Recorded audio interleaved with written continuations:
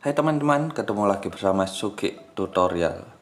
Di kesempatan kali ini, aku akan mencoba memperbaiki sendiri HP ku ini, Redmi Note 8, Xiaomi Redmi Note 8 yang bermasalah pada tombol powernya. Untuk tombol powernya ini tidak mendem, mungkin ini bermasalah pada fleksibelnya. Untuk volumenya normal, atas dan bawah. Jadi di sini akan aku coba memperbaikinya sendiri tanpa harus membawanya ke tukang servis. Di sini aku menyiapkan alat sederhana. Ini bekas potongan botol plastik. Kebetulan yang aku pakai ini botol bekas larutan cap kaki 3. Teksturnya agak kaku dan sedikit lebih tebal. Aku potong seperti ini dan ujungnya aku bentuk oval.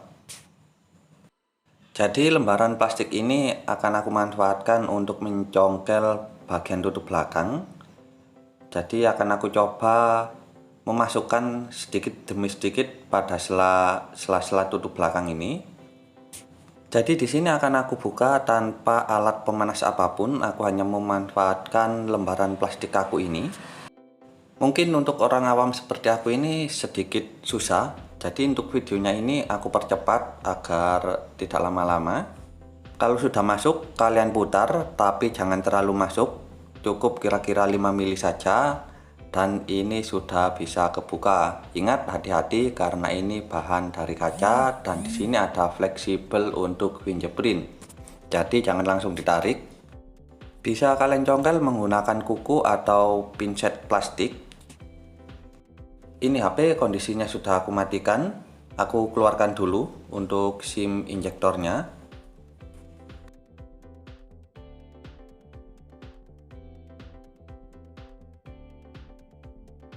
Langsung saja di sini akan aku lepas semua baut-bautnya.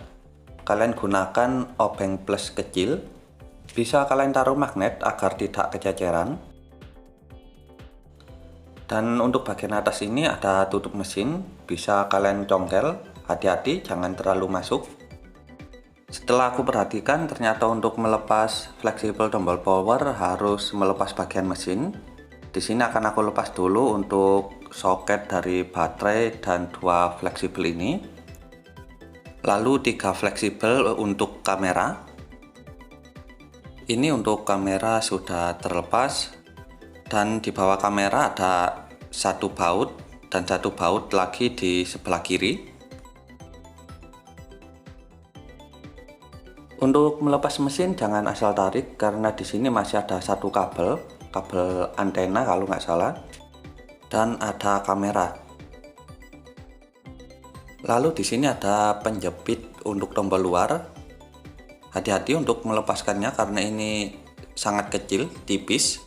Ternyata patah, tapi tidak masalah, patahannya ini tetap bisa dipakai. Ini ada tombol volume, untuk tombol volume aman, dan ada kecil ini tombol power. Untuk tombol powernya sendiri ini aman, ada tonjolan kayaknya karet, tetap utuh, berarti yang bermasalah itu pada bagian fleksibelnya. Untuk fleksibelnya ini ada perekatnya, jadi kalian congkel saja. Meski rusak tidak masalah karena ini nantinya akan diganti. Ini yang lama sudah keluar. Untuk yang baru, di sini tidak ada perekatnya, jadi di sini aku tambahi sendiri double tip. Pasang seperti posisi semula. Di sini aku percepat saja, pastikan posisinya sama seperti semula tadi. Untuk pinnya di sini ada cowakannya, jadi posisinya nanti bisa pas. Pasang kembali tombol luarnya, ini bagian power, ini bagian volume. Lalu penguncinya, jika terbalik penguncinya ini tidak bisa dipasang. Dan ini yang patah tadi, tanpa dilem, bisa langsung kalian pasang. Pasang kembali bagian mesin, soket-soketnya, kamera, dan baut-bautnya.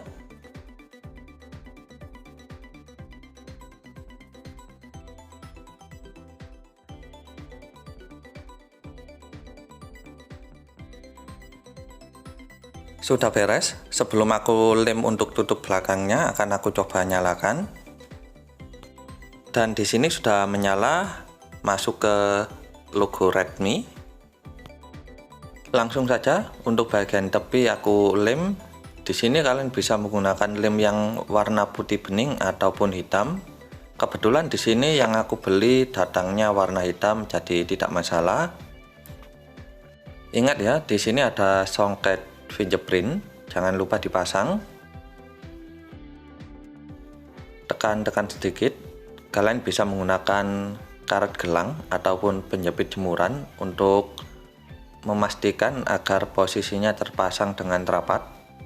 Di sini aku beri tisu lalu aku beri karet gelang karena untuk tutup belakang dan bagian frame ini rata, jadi jika tidak beri tisu nanti tidak akan ada tekanannya.